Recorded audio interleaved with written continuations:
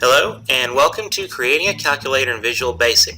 My name is Thaddeus Sant, and I'll be your instructor today.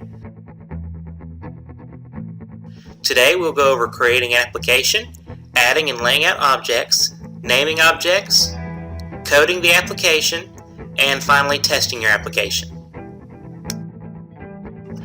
In this section, we'll create a new application to work with, and then we will add objects to it. So the first thing we need to do is we need to start a new project. So we'll go to File, New Project.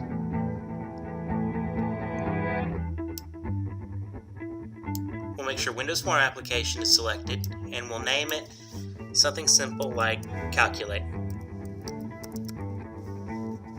Click OK. Wait for it to create the project.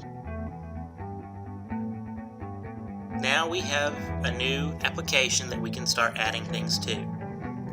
So let's go ahead and add our objects.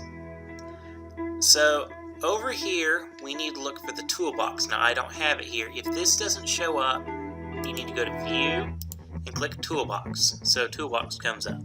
Now that we're here, we can add objects to the form. So we need buttons. So we use the application. So we want the application to have a few functions. It needs to multiply, subtract, add, and divide. So we need 4 buttons. So we just need to double click on this 4 times. 1, 2, 3, 4. Now we need 3 text boxes. 2 for input and 1 for output. So 1, 2, and 3. Finally, we need labels for these text boxes so the users know what the boxes are for. So 1, 2, and 3. Now we have our form.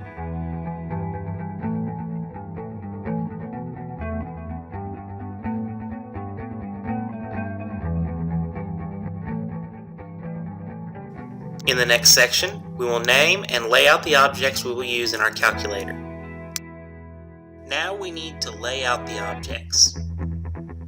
So we'll move the labels down here. We need our text boxes. And now we have our buttons as well. The layout doesn't really matter as long as it makes sense. So we'll put this here, this here, this here. I'll just select all the buttons. We'll just slide them over here.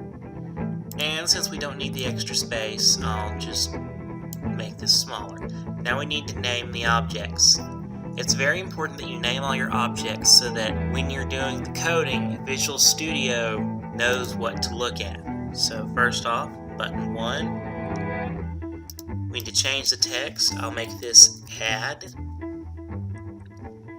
And once I find the name, I'll change that. Name. So we'll change this to name, and you can't do anything fancy in the name. No punctuation or anything. It has to be simple. This part is what Visual Studio will look for in the code. Okay, button 2. We'll change its name to subtract.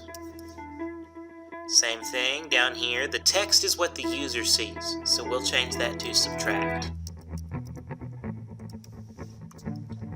Button 3, change that to multiply. Same thing up here under name. Change that to multi, keep it short. Button 4, we'll change it to divide.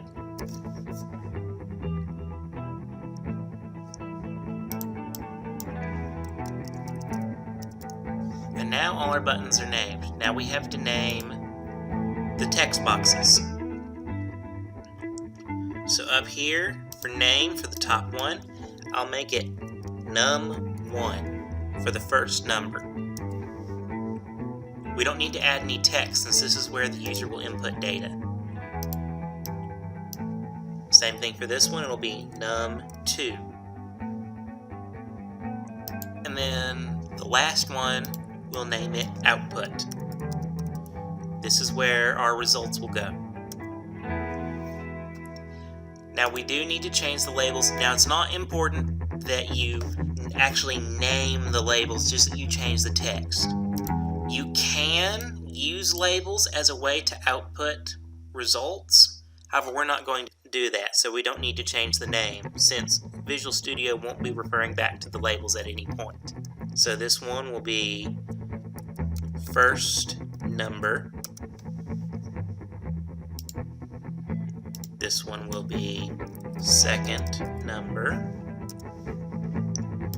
And then this one will be result. Now we have all our items named. In the next section, we'll actually code the program.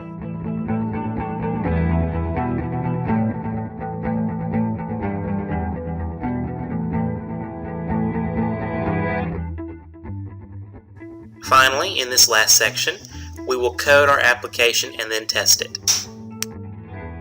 Now we're going to do the actual coding. So the first thing we do is we double click on Add. This tells Visual Studio that we want to code an action to happen when we click on this button. So first we need to declare a variable. So we'll type dim. This is how you declare a variable. Now we need to name the variable. So we'll name it number1 to differentiate it from our text box. Now we need to give it a data type, so we'll type as double, and we'll go ahead and give it a value. So it needs to equal num1, our first text box, dot text. That dot text is very important, it won't take it without it. Now we'll go ahead and declare number2 as double, and go ahead and give it a value, which as you can guess will be num2 dot text. Now we need to actually do the math, and we can do it all in one line as well. So declare variable result as double equals number1 plus number2. And then we need to print the result. So we'll set output.text equals result. Now we can test it by clicking start. Alright, and we have our application. So I'll type in 20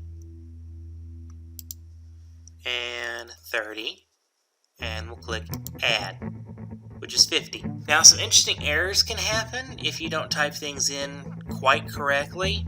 In some cases, when you type in say 20 and 30 and click add, you'll get 2030, 20 plus 30. But we did it correctly. So now we can close it. Now you'll notice none of these buttons do anything else. We haven't coded those yet. So we'll close this. Now this is actually really easy at this point. We can just copy, either hit Control-C or right-click and click copy. Go back over here, double-click on subtract, paste, and we just need to change the plus to a minus. We'll just go ahead and test this one. We won't test the next two. Okay, so 5 minus 10 gives us -5. Okay, go over here, click multiply, paste, and we'll replace the plus sign with a star. And finally, we'll do divide and replace it with a slash. Okay, we'll go ahead and click start. Now, if I say we're to divide 20 by 0 and click divide, you're not supposed to divide by 0. We could code in something that says something along the lines of if either of them equals 0, or if the second number equals 0 to pop up a message and say, hey, you can't do that. We're not going to do that. In this case, it just says infinity, which is fine for our situation. Alright, now you have coded a complete calculator. Now, if you're going to save, make sure and click Save All, and just say yes. You need to make sure to click Save All, otherwise it'll save some parts, but not the parts you need. And that's it. Thank you.